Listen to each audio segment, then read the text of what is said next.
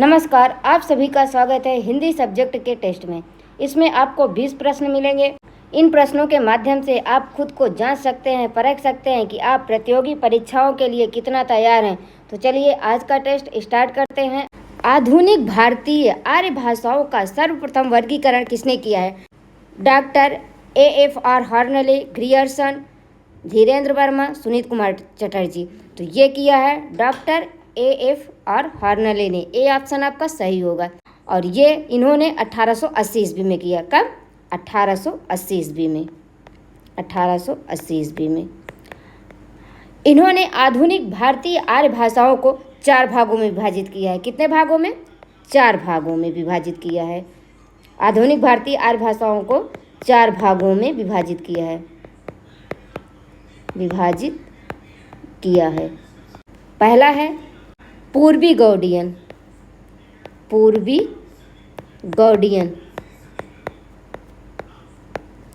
दूसरा है पश्चिमी गौड़ियन।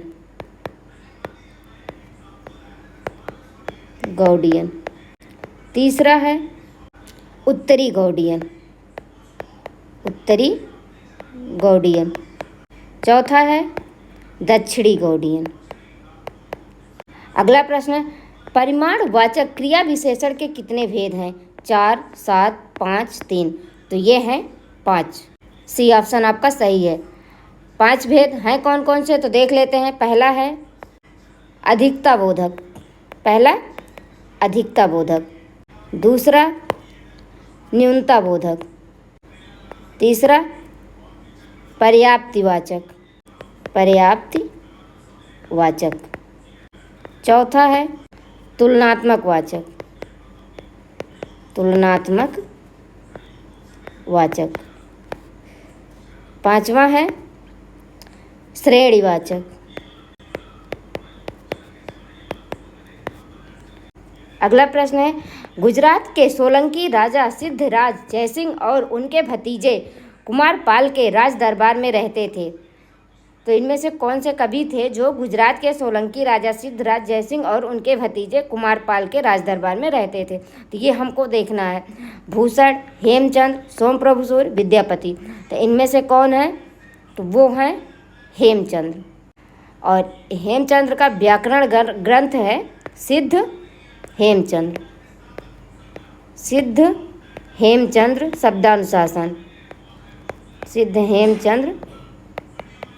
शब्दानुशासन।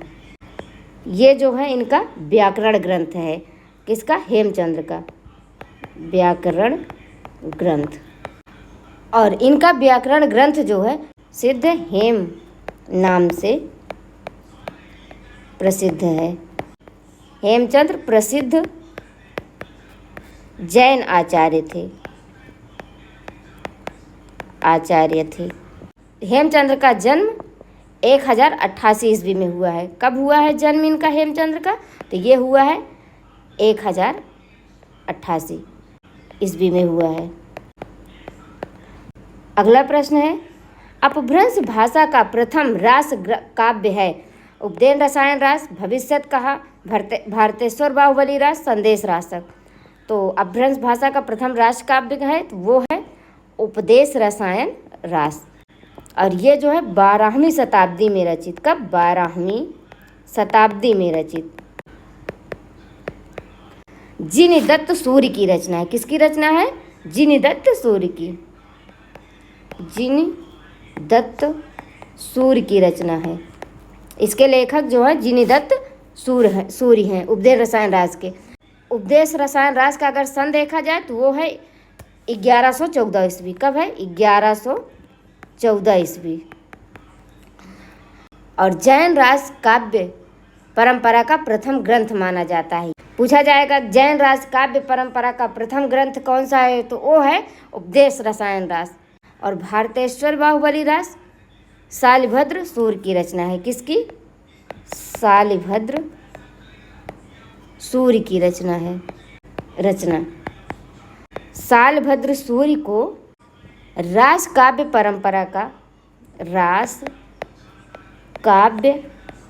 परंपरा का हिंदी में प्रवर्तन करने का श्रेय है। आपसे पूछा जाएगा कि हिंदी में रास काव्य परंपरा का प्रवर्तन करने का श्रेय किसे है, तो वो शालिभद्र सूर्य को है और इनकी रचना है भरतेश्वरी बाहुबली रास। और उपदेश रसायन रास जो है 80 पद्यों का नृत्य गीत रास लीला काव्य भी है। ये उपदेश रसायन रास जो है 80 पद्यों का नृत्य गीत रास लीला भी है। भविष्यत कहा धनपाल की रचना है, किसकी, धनपाल की।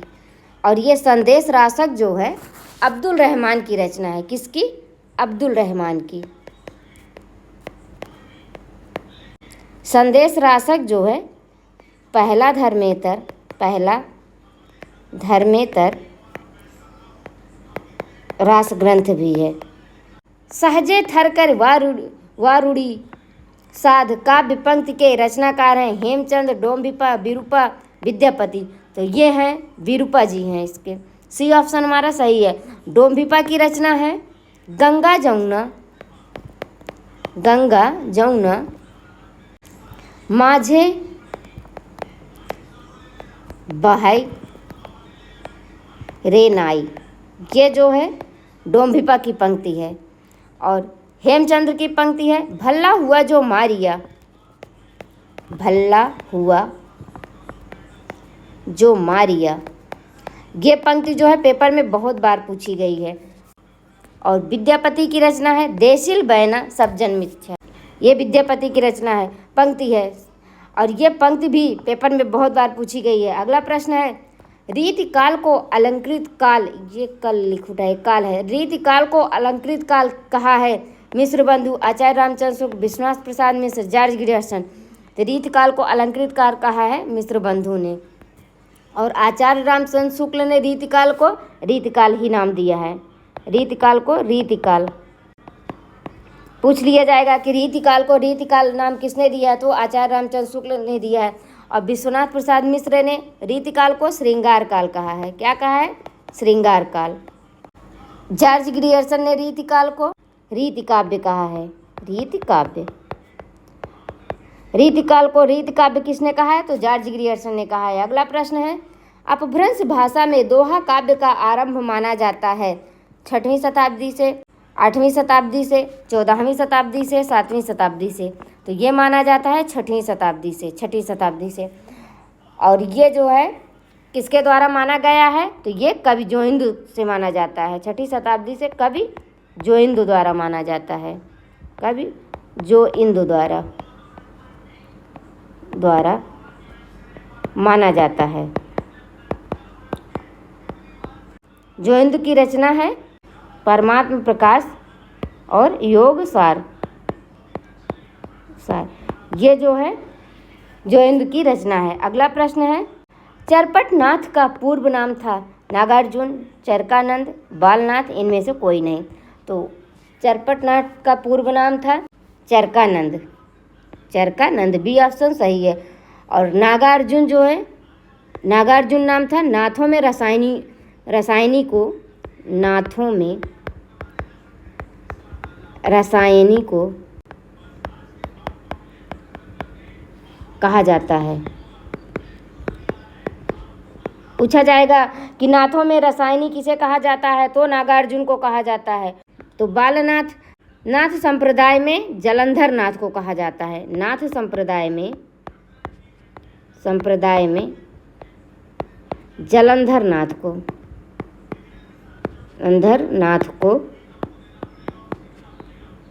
कहा जाता है।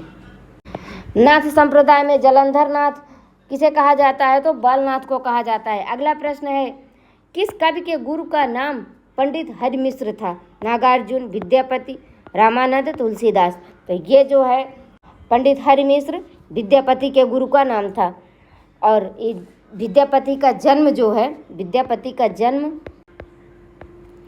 1350 ईस्वी में हुआ। कब हुआ, 1350 ईस्वी में। और मृत्यु, विद्यापति की मृत्यु जो है 1450 ईस्वी में हुई है। विद्यापति जो हैं बिहार प्रांत के दरभंगा जिले के बिपसी नामक गांव के रहने वाले थे। कहाँ के, बिपसी नामक गांव के रहने वाले थे। पूछा जाएगा कि विद्यापति कहाँ के निवासी थे, तो बिहार प्रांत के दरभंगा जिले के बिपसी नामक गांव के निवासी थे। और जन्म इनका 1350 ईस्वी में, मृत्यु इनकी 1450 ईस्वी में, और इनके गुरु का नाम पंडित हरमिश्र था। अगला प्रश्न है, रौजतुल हकायक नामक ग्रंथ के रचनाकार हैं नूर मोहम्मद, उस्मान, कुतुबन, ईश्वरदास। तो ये थे नूर मोहम्मद, और उस्मान जो है चित्रावली की रचना की थी। चित्रावली के रचनाकार उस्मान जी थे। और मृगावती के कुतुबन थे। कुतुबन जो है मृगावती की रचना की। और ईश्वरदास ने सत्यवती कथा की रचना की। सत्यवती कथा की रचना की। अगला प्रश्न है, अंबिका दत्त व्यास की रचना नहीं है। पावस पचासा, सुकवि सतसई, हो होरी, प्रेम संपत्ति लता। तो ये जो है इसमें पूछा गया है कि कौन सी रचना अंबिका दत्त व्यास की नहीं है, तो वो प्रेम संपत्ति लता नहीं है। और ये जो है रचना ठाकुर जगमोहन सिंह की है। किसकी? ठाकुर जगमोहन सिंह की।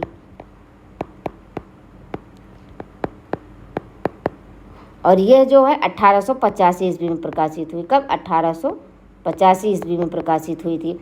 और ये तीनों शेष रचनाएं अंबिका दत्त व्यास जी की हैं। अगला प्रश्न है, अनामिका का प्रकाशन वर्ष है 1923 ईस्वी, 1936 ईस्वी, 1942 ईस्वी, 1938 ईस्वी। तो अनामिका का प्रकाशन वर्ष है 1923 ईस्वी। ए ऑप्शन हमारा सही है। और 1936 में गीतिका का प्रकाशन हुआ। किसका? गीतिका का। और 1942 में कुकुरमुत्ता का प्रकाशन हुआ। और 1938 में तुलसीदास का प्रकाशन हुआ। तुलसीदास का।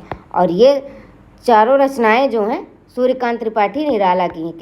और निराला जो है छायावादी कवि थे। अगला प्रश्न है, एक भारतीय आत्मा के नाम से भी जाना जाता है। माखनलाल चतुर्वेदी, सियाराम शरण गुप्त, बालकृष्ण शर्मा नवीन, इनमें से कोई नहीं। तो एक भारतीय आत्मा के नाम से जाना जाता है, तो वो जाना जाता है माखनलाल चतुर्वेदी जी को। ए ऑप्शन हमारा सही होगा। और माखनलाल चतुर्वेदी का जन्म जो है, जन्म इनका 1889 ईस्वी में। कब? 1889 ईस्वी में। और मृत्यु इनकी माखनलाल चतुर्वेदी की तो 1968 ईस्वी। 1968 ईस्वी। और प्रसिद्ध कविता इनकी कैदी और कोकिला। कविता है इनकी कैदी और कोकिला, पुष्प की अभिलाषा। पुष्प की अभिलाषा। ये जो है इनकी माखनलाल चतुर्वेदी की प्रसिद्ध कविता है। अगला प्रश्न है, बौद्ध दर्शन से प्रभावित रहस्यवादी कवयित्री के रूप में स्वीकार किया जाता है सुभद्रा कुमारी चौहान, महादेवी वर्मा, सुमित्रा कुमारी सिन्हा। ये सिन्हा है, सिंह लिख उठा है, सिन्हा। और विद्यावती कोकिल। तो ये जो है बौद्ध दर्शन से प्रभावित रहस्यवादी कवयित्री थी, तो वो थी महादेवी वर्मा जी। इनका सर्वाधिक प्रिय प्रतीक दीपक और बादल है। और यामा पर इनको ज्ञानपीठ पुरस्कार मिला है। महादेवी वर्मा को यामा पर ज्ञानपीठ पुरस्कार मिला है। ज्ञानपीठ पुरस्कार मिला है। और इन्हें जो है महादेवी वर्मा को हिंदी के विशाल मंदिर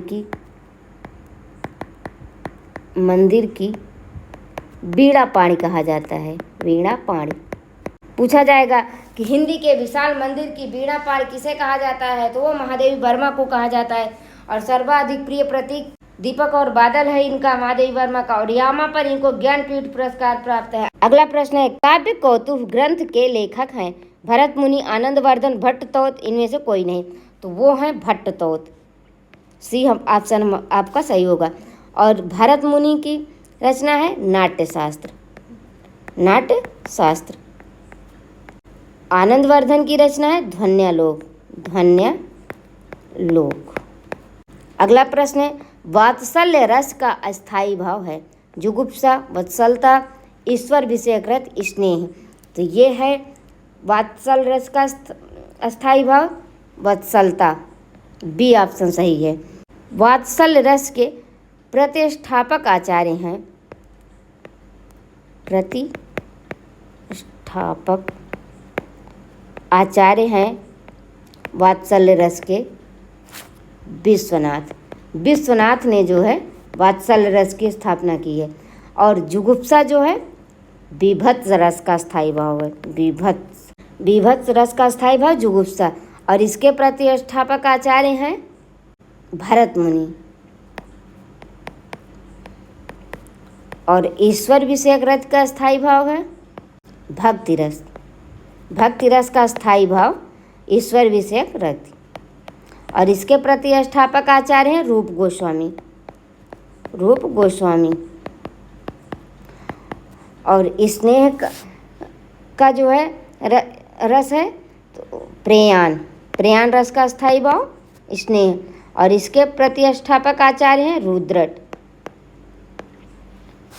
पूछ लिया जाएगा कि रुद्रट ने किस रस की स्थापना की है, तो प्रेयान की है। और रूप गोस्वामी ने तो भक्ति रस की। और विश्वनाथ ने तो वात्सल्य रस की। और भरत मुनि ने तो विभत्स रस की। अगला प्रश्न है चौपाई में मात्राओं की संख्या है 15, 16, 12, 19। तो चौपाई में जो है 16 मात्राओं की संख्या है। और 15 जो है चौपाई की।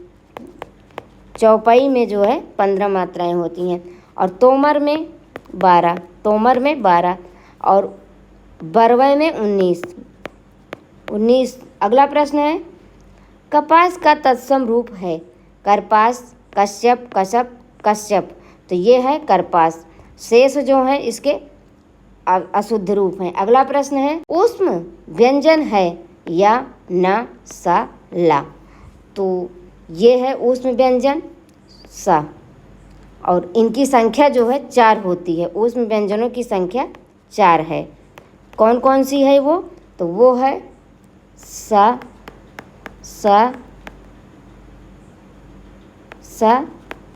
हा। और यह जो है अर्धस्वर है,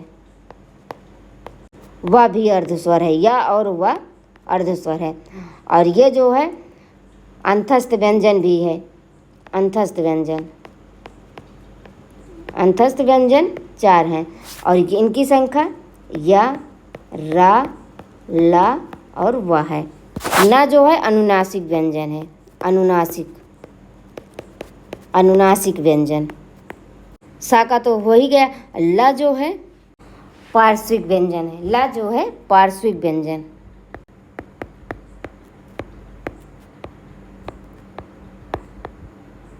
और यह जो है अंतस्थ व्यंजन भी है। या, रा, ला, वा। और अर्धस्वर या और वह है। अगला प्रश्न है और आज का अंतिम प्रश्न है हिंदी का मौलिक व्याकरण ग्रंथ के लेखक हैं शिवपूजन सहाय, रामचंद्र वर्मा, स्वामी निगमानंद, किशोरीदास वाजपेयी। तो हिंदी का मौलिक व्याकरण ये जो है एक व्याकरण ग्रंथ है और इसके लेखक हैं स्वामी निगमानंद। सी ऑप्शन सही होगा। और रामचंद्र वर्मा का व्याकरण ग्रंथ है तो वो है अच्छी हिंदी। कौन सा है? अच्छी हिंदी है इनका व्याकरण ग्रंथ रामचंद्र वर्मा का। और शिवपूजन सहाय का व्याकरण ग्रंथ है व्याकरण दर्पण। किशोरीदास वाजपेयी का व्याकरण ग्रंथ है हिंदी शब्दानुशासन।